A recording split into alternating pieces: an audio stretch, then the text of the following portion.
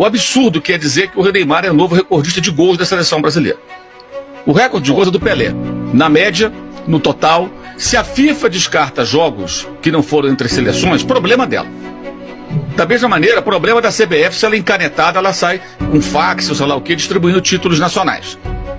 A gente não pode simplesmente ignorar a história e ficar aqui chancelando absurdos, decisões de cartolas engravatados ou não em gabinetes refrigerados.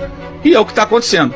O artilheiro da seleção brasileira chama-se Pelé, não é o Neymar. Neymar até deve bater essa marca com o passar do tempo, porque vai continuar jogando. Joga muito mais partidas, a média de gols é muito diferente, do Pelé é muito mais alta do que a do Neymar.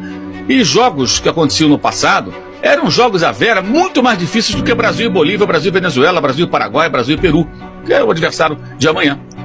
Você pode pesquisar, vai encontrar jogos contra a Inter de Milão, jogos contra o Arquera, que logo depois seria campeã europeia 2 vezes seguidas, Atlético de Madrid campeão espanhol, jogos lá em Madrid, lá em Milão, jogos contra a seleção gaúcha, num clima de guerra, depois da Copa do Mundo de 72, antes da mini-copa, depois da Copa de 70 e antes da mini-copa, Everaldo não foi convocado, uma crise danada. Você vai encontrar jogos da seleção brasileira contra combinado Fla-Flu, empatando 1-1 no Maracanã. Você vai encontrar uma infinidade de jogos contra seleções e times.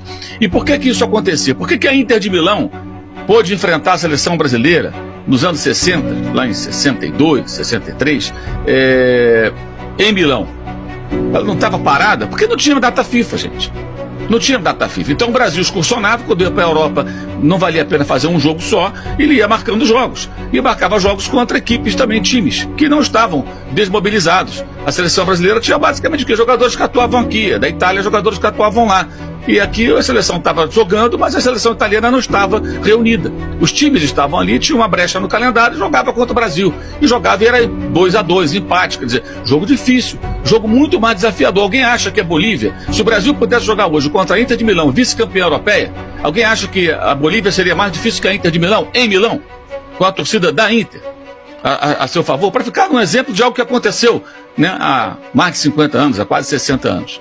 Então, aqueles jogos eles eram importantes, aqueles jogos eles eram de verdade, tinham cobertura da imprensa e atenção do torcedor muito maior até do que um jogo como esse Brasil e Bolívia, de eliminatórias arrastadas que vão classificar até 7 seleções da América do Sul para o Mundial de 2026. Então a forma como isso é tratado é impressionante.